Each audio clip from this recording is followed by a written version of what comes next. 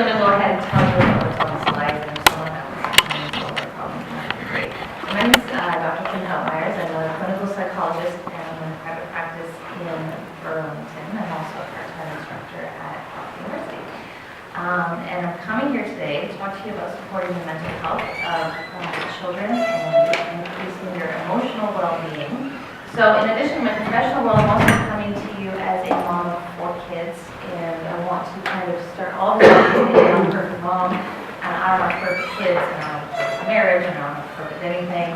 The things that I'm going to share with you are strategies that I try to integrate into our family life and my role as a parent with my own kids, and the things that clinically and in my experience as a mom that I've found helpful and beneficial in terms of improving emotional well-being. So my 4 kids, we've got a whole, I was thinking about them last night because I love to generate examples. And, we have a lot of stuff in the family gene pool that can include things like predisposition to anxiety, we have ADHD, we have intellectual giftedness, we have learning disabilities, we have emotional dysregulation. There's a whole bunch of stuff. So the 4 of them are every day a challenge for me, but I always say that the experiences that I've learned from them have helped me so much more in my professional life than all of the years at university that I did. It showed me what it's like to actually be in that experience, so I hope that I can share some of that with you. So the first slide says, what is emotional well-being? I'd like to really make this as much as possible sort of a casual and interactive experience for all of us, rather than more kind of traditional lecture style. So as much as public speaking is the #1 anxiety that people carry, I would love at any point if you have questions, if you can share your own experiences, suggestions, feedback, that kind of stuff. So I really like to make it interactive as much as we can. So on that note, as we talk about what is emotional well-being, what kind of things come to your mind, even just like snippets of words and things when we talk about emotional well-being? What does that mean? Resilience, yeah, that's a few things. Yeah, absolutely. Self-confidence. Self-confidence, yeah. Stress management, huge, yeah. Coping with change, yeah, exactly. And I think that's a big part of the resilience piece too. So some of the things I had on my list were the ability to manage our emotions. So rather than just swept away with them, that we are able to pay attention to them. Oh, so I'm going to restart my computer. Without letting them sort of direct everything in our lives. The ability to solve problems, like someone already said. I had on my list navigating difficult situations. So in other words, life isn't always going to be peaches and roses, and sometimes things are going to come up rather than being completely overwhelmed by them, that we have the ability to figure out how to cope with those. And the other thing about emotional well-being is to be free of anxiety, depression, self-regulatory problems, not in the sense of never feeling anxiety, never feeling sadness, never being dysregulated, but being able to manage those things to the point that they don't interfere. So I think that's a really, really important thing, and a big theme of what I wanted to talk to you about today is not that we want our kids in particular to never experience anxiety, never experience depression, never experience dysregulation, but that they have the ability to carry those things in life in a way that helps them and doesn't interfere with their adaptation. So at the core of everything to do with emotional well-being, as you mentioned, really is resilience. And the really important take-home message for me today, for you in terms of the clinical work that I do, and the thing that's the #1 thing I wish parents knew, is that we do not teach our children resilience by protecting them from things that are not actually dangerous. So we teach our children resilience by enabling them to have experiences that teach them that they're capable of coping. And I think that in this day and age, and in our generation as parents, that there is a really strong tendency to protect our kids. And the unfortunate part is that we're often protecting them from are things that are not actually threatening. They're not physically threatening, they don't threaten their personal integrity. They're things that are uncomfortable. And when we swoop in and protect our children from things that are uncomfortable, what actually feels protective ends up increasing their vulnerability instead of increasing their resilience. So what I've written here on the slide is we teach our children resilience by not protecting them from experiences that are not actually threatening. Because although our urge to protect them comes from a place of love, when we protect kids from situations that are not actually threatening, we are inadvertently increasing their vulnerability. So there is a big difference between things that are uncomfortable and things that are threatening. So experiences that may create uncomfortable feelings are not necessarily threatening. So obviously legitimately threatening situations will create uncomfortable feelings, but uncomfortable feelings in and of themselves don't necessarily mean that the situation is actually threatening. So think about uncomfortable feelings like, for instance, embarrassment or humiliation. Those are feelings, but they're not threatening. Being embarrassed doesn't feel good, but it's not actually threatening to us. Being disappointed about stuff, oh, you have a computer?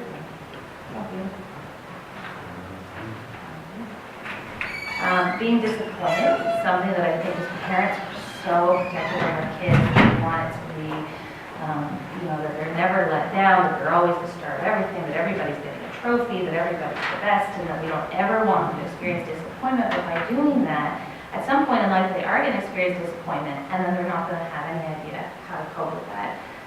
Similar to that would be failure, and our urge as parents to protect our kids from experiencing failure.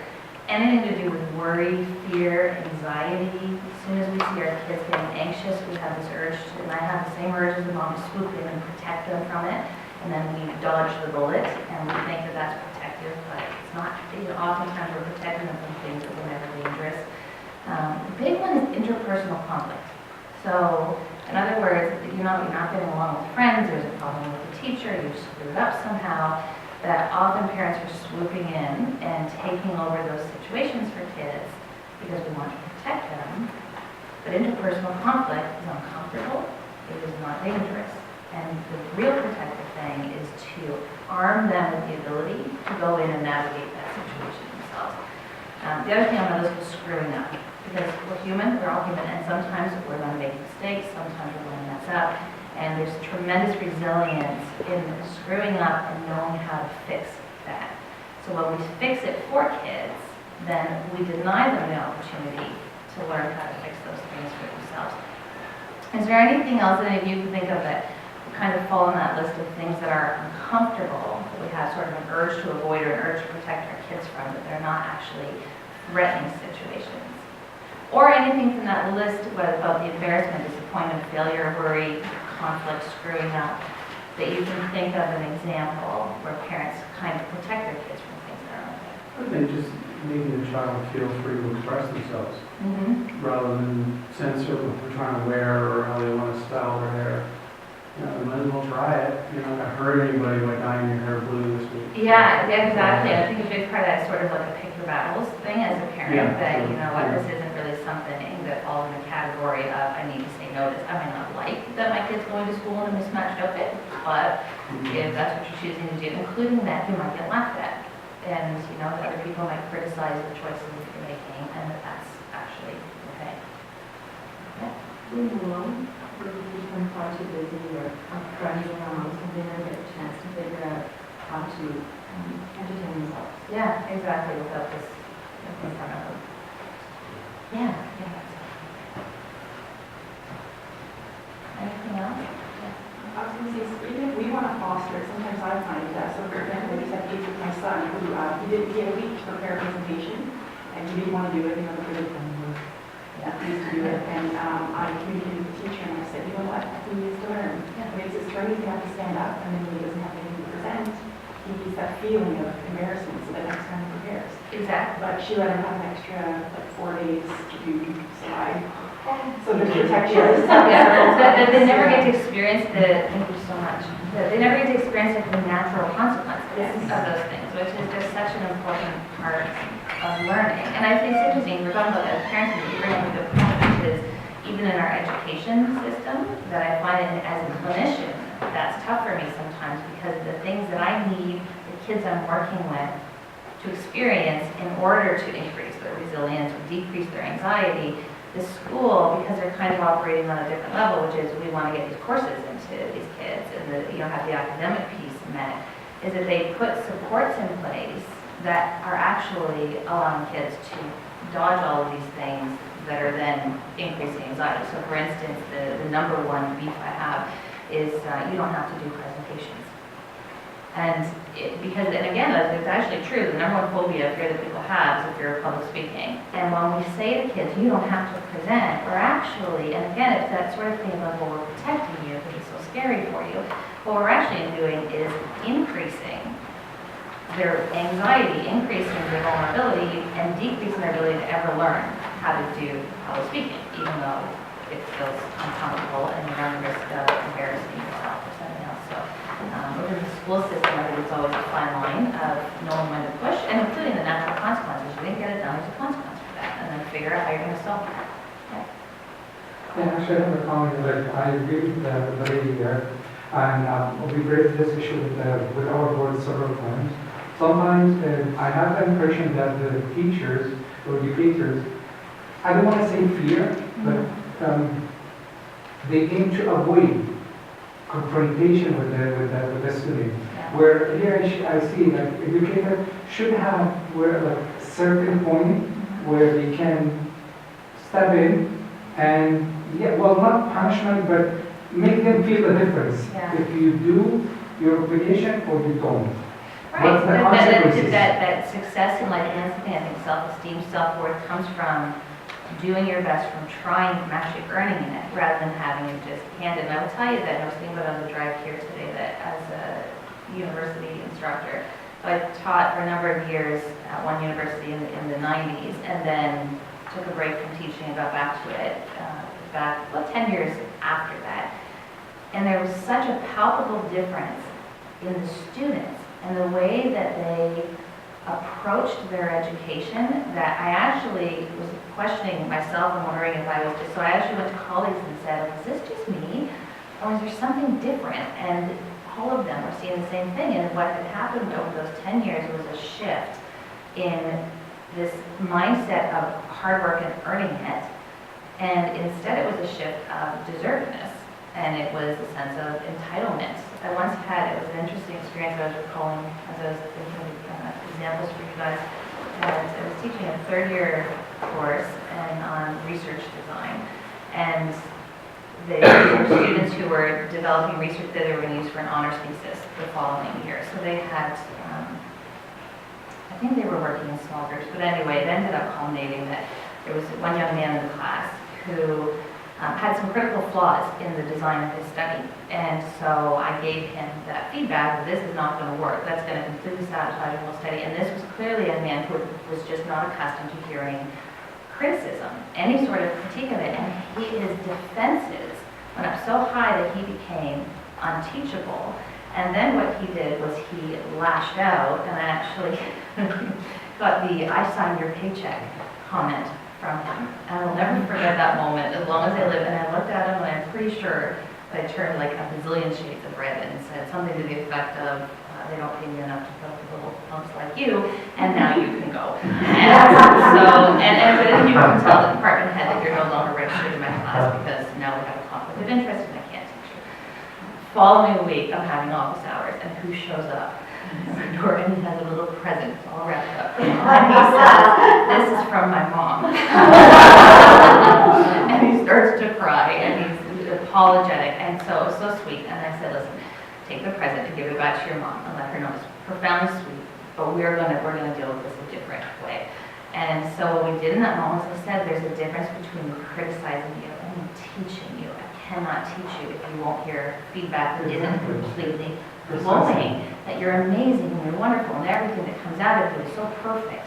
You need to, this is my job, is to teach you this. And so he was able to finally let that defense down, and he was able to be taught. And he ended up, out of the entire class, with one of the best poster presentations at our conference at the end of the thing. It was a beautiful experience for him, not only educationally, because he learned about research design, but more importantly, he really learned about, I can carry, I screwed up. and then I'm gonna figure out how to fix this situation. But let's point out that that mom did a good thing probably by encouraging him and redirecting him back. To come back, To that, exactly. right? You know, besides the gift. I mean, that was Right. a nice, Yeah. nice gesture, Yeah, but but it was sort of like anything of like, yes, and she didn't come in for him. that's right. Yeah. So she said his little butt back off, and I'm like, "Lord, I didn't know what he was gonna get." There is a dean that complain about your teaching stuff. Yeah, well, I think I beat him to the dean's office and said if I ever see him in my class again. And then thankfully the department was very supportive of me when I said, like, I'm just absolutely unable to have this student in my class and he switched to another section or another course. But, so it did, it worked out really well, but it's briefly another story. I had a young woman come to me once with, so when the students write essays for different courses, the TA does the marking. And so once in a while you get someone who wants to appeal their grade. So I was thinking about these two different women, how different they were in terms of how they approached the situation. Where one came to me with different courses, different years. But one came and said, will you please review my essay? And so I did, and came back to her, I said, I think the grade's fair, which I did. And she said, she looked at me, she said, but I'm an A student. And I said to her, I'm not even really sure what that means, that you just are an A student. But this is not A work, not this time you're not. And she left and she didn't know what else to do with that situation. And contrast that with another young woman I had years later came and said, will you please review my essay? And I did. And I came back to her and said, I think the grade's fair, which it was. And her response was, can you walk me through it? Tell me where I went wrong. And she was able to hear that. And so we did, like a fine-tooth comb, and she took copious notes and learned and learned and learned. And then she said, can I rewrite it? And so she went and rewrote it, had a grade, and she earned a better grade instead of just coming in with that sense of entitlement. And that's something that there's been a cultural shift that we just kind of tell kids, yeah, you can just have all of these accolades and all of the awards, but you're not actually putting the work in to earn it, which is what I love what you do with your kid, which is send them in and say, you know, have at it, figure out how you're going to solve this. So,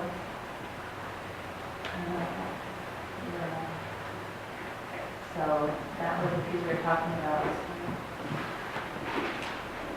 So what is emotional well-being? Manage emotions, solve problems, navigate difficult situations, be free of anxiety, depression, or self-regulatory difficulties that interfere with adaptation, and at the core of emotional well-being is resilience. When we teach our children resilience, they're not protecting us from experiences they're not actually threatening. Because although our should protect them from a place of love, when we protect kids from situations that are not actually threatening, we are inadvertently increasing their vulnerability. So this is our list of things that are uncomfortable but are not actually threatening. So if we think about protection, what's actually protective for our kids is teaching them how to solve problems and how to help them.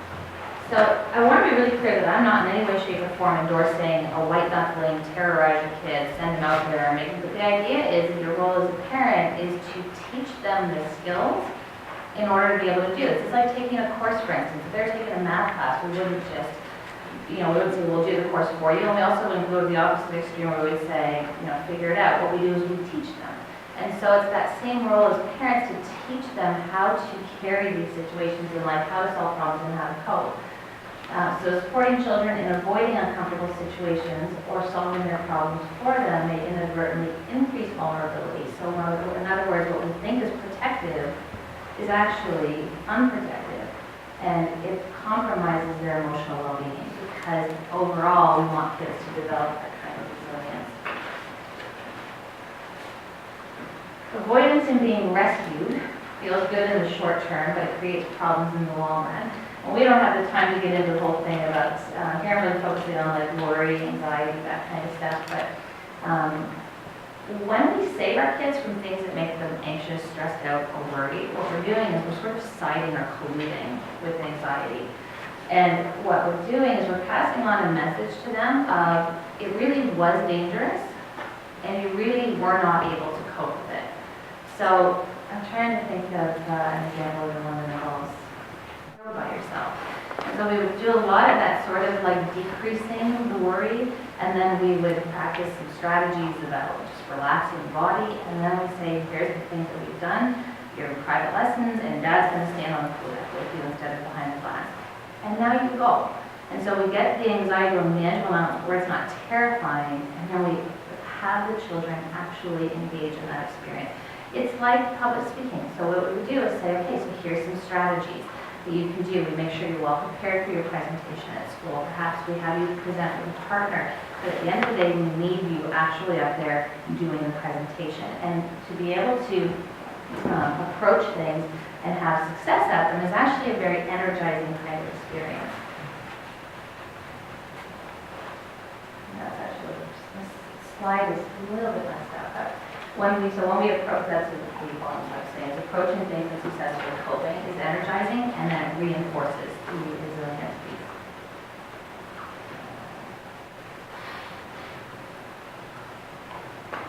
So that's the anxiety stuff, but I don't want to focus too much on anxiety. I also want to talk about other uncomfortable kinds of feelings, like when we screw up. So one of my kids has ADHD, and one of my favorite sayings to him is, you know what, you're going to screw up a lot because you're impulsive. You do things without thinking. And so what are we going to do about that? We're going to teach you how to fix things when you screw up. So I always use with my kids what I've kind of developed as a 3-step problem solving model. And what I'll do when they screw up, when they make a mistake, we sit down and say, okay, let's walk through. And again, this isn't about just saying, go do it. It's about teaching them how and then having them carry it out. So for instance, the same daughter I was telling you about the swimming thing.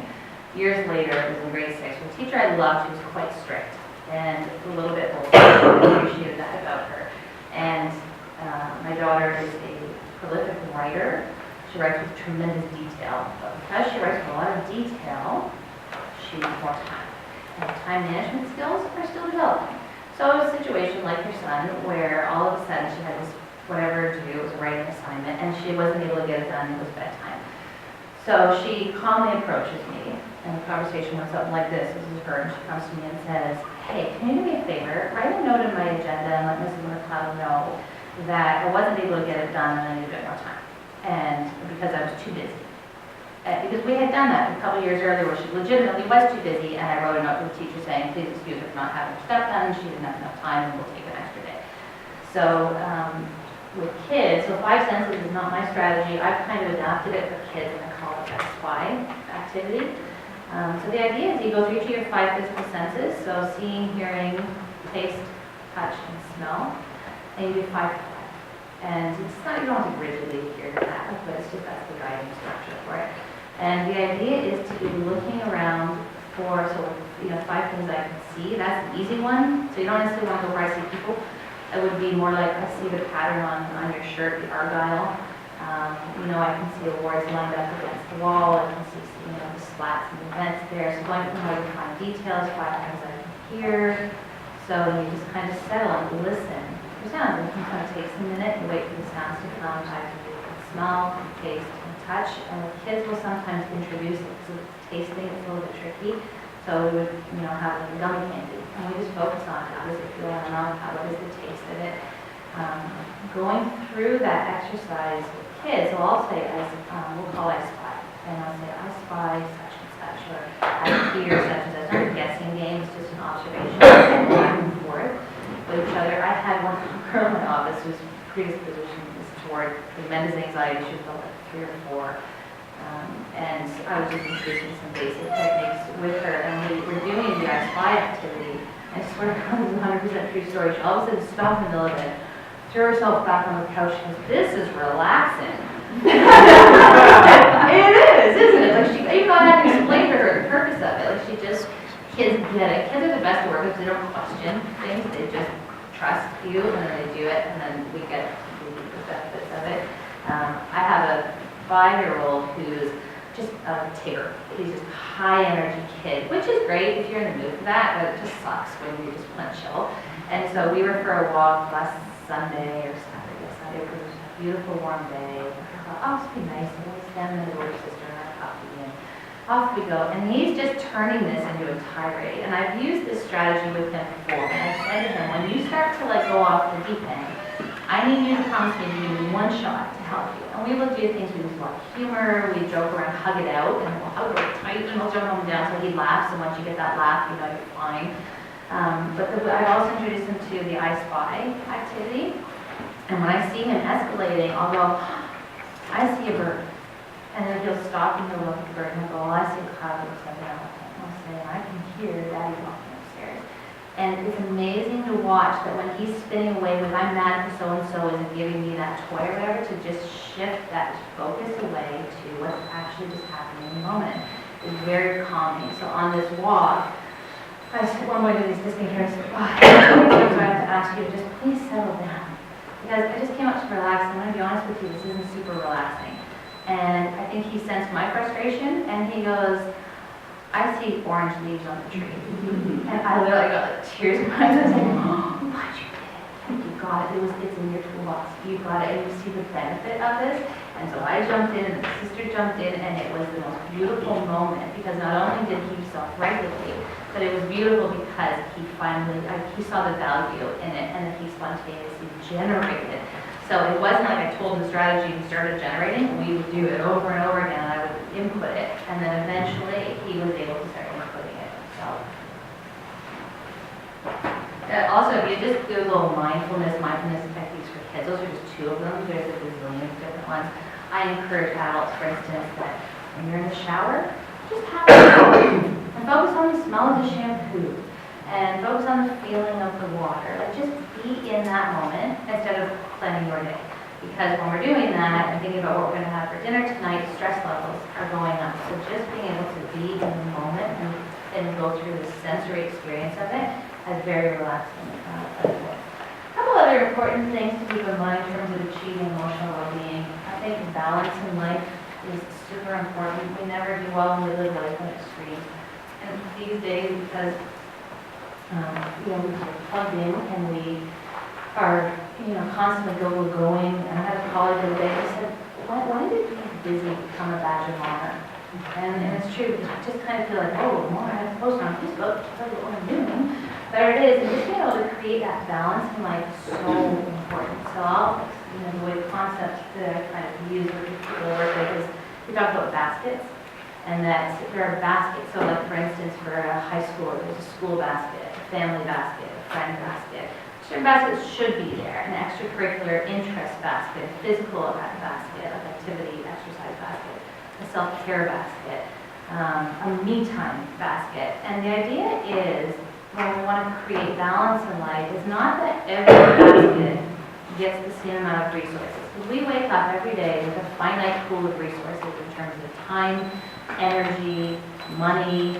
So to create a balanced life is not that every basket gets the same amount, but that every basket is getting what it needs. And so life gets out of balance when we over-invest in one thing to the detriment of another. So I've had some kids who, I know it seems like a parental dream, but it's really not, who over-invest in school. And will do that to the exclusion of having any kinds of friendships, for instance. Or more commonly, the opposite extreme, over-investing in friendships, and then everything else is kind of falling by the wayside. So really just always kind of keeping a mind on what are my baskets, and how am I doing in terms of investing? Is every basket getting some attention? Is it getting what it needs? And when stress levels go up, when anxiety starts to creep in, when depression sets in, or just that angst, or we find ourselves turning to substances or whatever, that is our system's way of saying, your life is out of balance. And then we need to stand back and really take a look at that and say, okay, what are the things that are being neglected, and what are the things that are getting too much of an investment? Can never, ever, ever underestimate self-care in terms of, developing mental health. Sleep, hugely important, especially for kids and teenagers with, I wish I had another hour to talk to you about how much I hate, we call them house bloopers. And it's so funny because walking in today, it's like, oh, I forgot my cell phone in the car. And there was like that slight urge of like, I should go back and get it. And I was like, no, because I don't need it. If there's an emergency, there's phones in the building, or like, or even in this room, what's the phone? I do not need my cell phone right now. And so I challenge myself to just walk away from it. But sleep should be a protected zone. And if I had $1 for every teenager who said to me, I have to keep my cell phone in my room because it's my alarm clock, you go to Walmart and buy an alarm clock. You do not need to have your cell phone in your room. As a mom, what I do is we have certain, what I call blooper-free zones. And our bedrooms, including my own, are one of those blooper-free zones. Devices are not allowed in the bedroom. period. They go downstairs, turn it off on the counter in the kitchen, and you go to sleep. It is not a slumber party where, your friends can drop in at 2 o'clock in the morning when I can't sleep. Guess what? I don't care. Because my kid needs to sleep, and you need to go into your own sleep too. The dinner table is also gluten-free zone. If it's a family dinner, it is forbidden for any of us, including myself and husband, to have devices at the table. I encourage my eldest, who has a cell phone, even if she's just having a snack or a meal on her own, I encourage her to practice mindful eating. And the idea is, instead of multitasking, which I think is something that we fall under this idea of the myth of multitasking, that somehow we're being, superhuman by doing 5 different things at once. The reason that distracted driving is as bad as drunk driving, because we only have, the human brain was never designed to multitask. It was designed to do one thing at a time. And these bloopers are encouraging us to do a bazillion things at a time. So mindfully eating is a beautiful experience. Really look at the food, taste the food, textures of the food, instead of I'm shoveling it in while I'm updating my Facebook status. So, and there was one other one, in the bedroom, at the dinner table, obviously in the car. I can't recall looking at it. The second last thing is practicing gratitude. And I think this is such an important thing, even as adults, and I'll have that with some of the adults I work with, have like gratitude journals, for instance. I think we're so conditioned to think about what I want, what I don't have. And if we just make a simple shift to what do I have and what am I grateful for, the feelings come along with that. And so writing those things down, taking a moment each day to think about what am I grateful for. I will sometimes do this with my kids in the car, and we'll go around it instead of just at the Thanksgiving table. So what am I grateful for? And you're going to get things from kids like my Xbox. And so that's okay. Well, good that you're grateful for your Xbox. And then I'll say, I'm grateful that I have the 4 kids. I'm grateful that we have a home. I'm grateful that I have a job. I'm grateful for your dad. I'm grateful for my friends. I'm grateful that I woke up today. And when you start making that mental shift, the feelings will come along with that. I think teaching that to our kids is super important as well. Last thing I want to say today, because I know you get to relationships, I like bank accounts. Think about your relationships with anybody, but especially as a parent with a child. We need to make investments in those relationships in order to withdraw from them. And as parents, we sometimes get stuck in this disciplinarian role. And when we discipline our kids, that's a withdrawal. And what can happen, especially with teenagers, and many of you teenagers know this very well, is that we start getting into this deficit model of parenting where we're just taking withdrawals and withdrawals and withdrawals, and eventually that relationship is bankrupt. So important to be making those investments, and those investments don't have to be elaborate. It could just be watching a TV show together. It could be baking something together. It's a kiss and a hug at the end of the day, and taking time to do that. It's having a meal together, putting the bloopers away, and having a conversation. It's about, in the car. That's my other blooper-free zone, is in the car with my teenagers. Put the cell phone down. Let's just talk. We have a few minutes now. Very often that we get one-on-one time together, and let's just have a conversation and put them outside for the talking. But she puts it away as well, and before we play the Ice Mike. Good morning. Just a reminder that there are 5 minutes left for this session. Speakers, if you can please start winding up now. Thank you. We're on a roll there too. Just be able to invest that time in your kids. I went to the Taylor Swift concert in Toronto with my teenage daughter, soon-to-be teen daughter, the other week. And I was Mother of the Year because not only did I bring her to the concert, I love Taylor Swift and I love Taylor Swift, but I went in costume.